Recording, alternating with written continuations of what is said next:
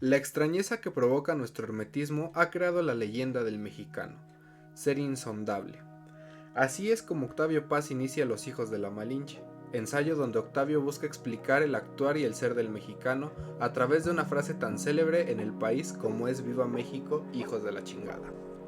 Continúa el ensayo con hay un misterio mexicano como hay un misterio amarillo y uno negro, pero todos coinciden en hacerse de nosotros una imagen ambigua, cuando no contradictoria. No somos gente segura y nuestras respuestas como nuestros silencios son imprevisibles, inesperados. Traición y lealtad, crimen y amor, se agazapan en el fondo de nuestra mirada, atraemos y repelemos. Más adelante se nos habla de los campesinos, que estos son una fascinación para el hombre urbano, sobre todo el europeo, porque estos, en palabras de Octavio, en todas partes representan el elemento más antiguo y secreto de la sociedad. Para todos, excepto para ellos mismos, encarnan lo oculto, lo escondido, y no se entrega sino difícilmente. Vemos ahora la enigmática figura de la mujer, que es según Paz el mismísimo enigma. Es la imagen de la fecundidad, pero asimismo de la muerte.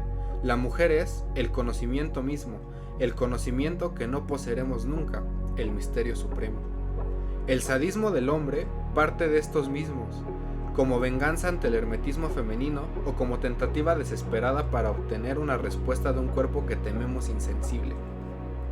Paz analiza ahora al obrero moderno, partiendo de la exclusión de este como héroe en la infinidad de cuentos y fantasías escritas.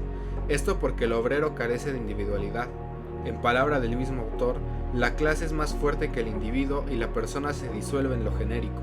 El capitalismo lo despoja de su naturaleza humana, reduce todo su ser a fuerza de trabajo, transformándolo por este solo hecho en objeto, y como a todos los objetos, en mercancía, en cosa susceptible de compra y venta.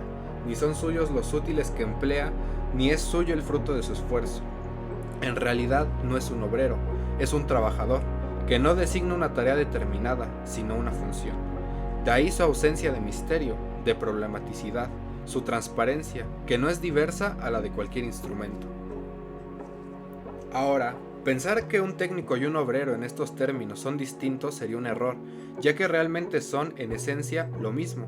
Octavio menciona como riesgo de esto, la sociedad marcharía con eficacia, pero sin rumbo, y la repetición del mismo gesto, distintiva de la máquina, llevaría una forma desconocida de la inmovilidad, la del mecanismo que avanza de ninguna parte hacia ningún lado. Todo esto ha sido impulsado por los regímenes totalitarios que no han hecho sino extender y generalizar por medio de la fuerza o de la propaganda esta condición. Estamos frente a un mundo de útiles, útiles que no tienen misterio ni son enigmáticos, no esconden nada, son transparentes y no tienen más vida de la que nosotros mismos les damos. Que nos son útiles, pero cuando esa utilidad termina, los desechamos sin más. Según Octavio, el mexicano se rehúsa a llegar a esto poniendo amor y cuidado en su obra, pero es inevitable que el mexicano se vuelva un buen obrero, que se convierta en una abstracción más. El autor engloba el misterio del mexicano en un solo término, la moral del siervo, que son las actitudes que solemos tomar, incluso con otros mexicanos. Paz dice, la desconfianza, el disimulo, la reserva cortés que cierra el paso al extraño, la ironía, todas, en fin, las oscilaciones psíquicas con que el eludir la mirada ajena nos eludimos a nosotros mismos, son rasgos de gente dominada que teme y que finge frente al Señor. Para poder quitarnos la máscara de siervo, necesitamos algo más. Para salir de sí mismo, añade Paz, el siervo necesita saltar barreras, embriagarse, olvidar su condición, vivir a solas, sin testigos. Solamente en la soledad se atreve a ser. Octavio Paz busca la respuesta a esta actitud en la historia de México. Esta actitud sumisa y servil es resultado de nuestra historia, pero más que de ella, del no haber podido superar aún la miseria popular ni las diferencias sociales y las constantes desilusiones del pueblo. Esto explica la actitud, el actuar del mexicano. Estamos atrapados en esta realidad porque seguimos peleando con fantasmas, con vestigios del pasado, solo reales para nosotros mismos, y tenemos las de perder, porque el mexicano actual no quiere o no se atreve a ser el mismo. Ahora partimos al análisis de una de las palabras más usadas por toda Latinoamérica, pero más aún en México. Se nos presenta como una frase diagonal palabra, insignia del mexicano, de nosotros, un distintivo único. ¡Viva México, hijos de la chingada! Que Paz describe como un verdadero grito de guerra, cargado de electricidad particular. Esta frase es un reto y una afirmación, un disparo dirigido contra un enemigo imaginario y una explosión en el aire. ¿Quiénes son los hijos de la chingada? Pues son todos los demás, los malos mexicanos, los extranjeros, nuestros enemigos, rivales, en resumen, los otros. Son todos aquellos que no son nosotros, otros indeterminados y sin sentido, sin identidad, por ello, hijos de una madre igual. Ahora, ¿qué es la chingada? Es una palabra usada en España, Argentina, Colombia, Perú, etcétera, etcétera, etcétera. Pero en todos los países donde se usa, hace alusión a lo mismo. Es lo pasivo, lo inerte y lo abierto. Es lo violado, lo engañado. La chingada es pasiva. Es, en palabras de Octavio, la hembra, la impotencia. Por el contrario, lo que chinga es lo masculino, es lo que violenta. Y no solo violenta, sino que lo hace con gran satisfacción. No es común del mexicano decirlas, solamente un exceso de cólera, una emoción o el entusiasmo delirante justifican su expresión franca. Al gritarlo, rompemos un velo de pudor, de silencio o de hipocresía. Nos manifestamos tales como somos de verdad. El verbo chingar indica el triunfo de lo cerrado, del macho, del fuerte, sobre lo abierto. Para Octavio Paz, estas dos palabras, chingar y chingada, motivan el interactuar del mexicano. Para el mexicano, la vida es una posibilidad de chingar o de ser chingado. La consecuencia de esto es que en México se crea así una sociedad de lambiscones. Poco o nada vale el trabajo de una sociedad así. Lo único que vale es la hombría, el valor personal capaz de imponerse. La chingada es la madre violada y burlada. El hijo de la chingada es el engendro de esta.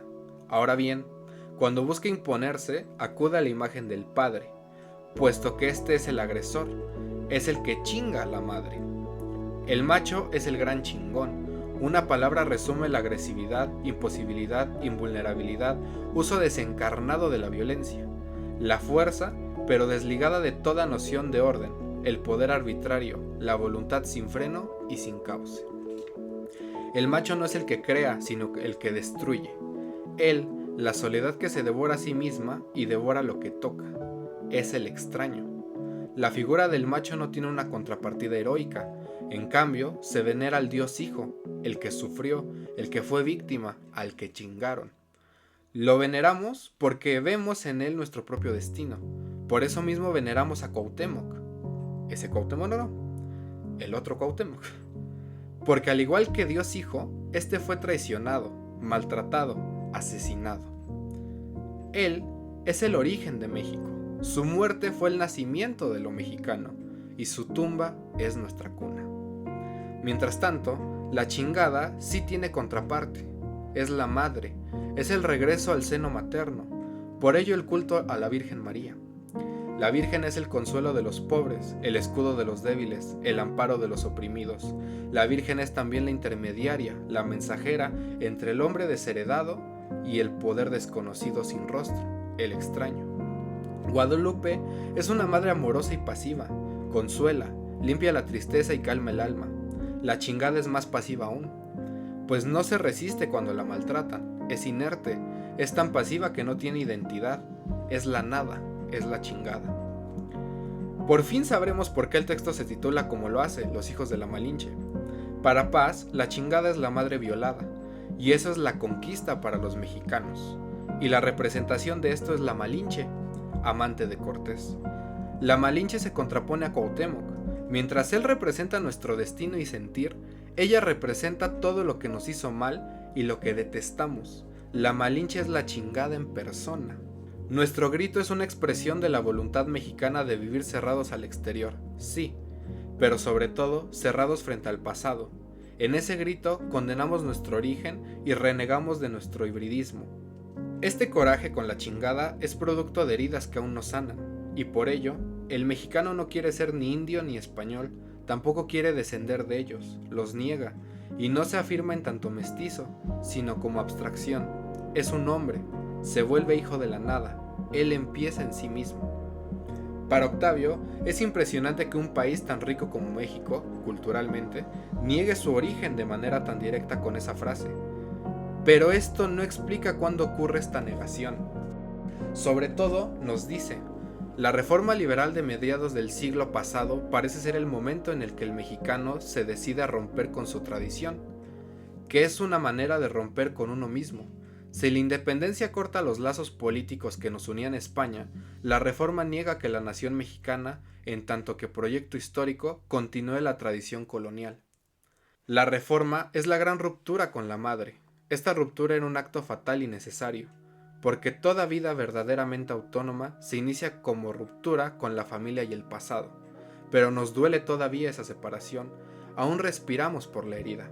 Terminamos con: el mexicano y la mexicanidad se definen como ruptura y negación, y asimismo como búsqueda, como voluntad por trascender ese estado de exilio, en suma, como viva conciencia de la soledad histórica y personal. Así cerramos Los hijos de la Malinche.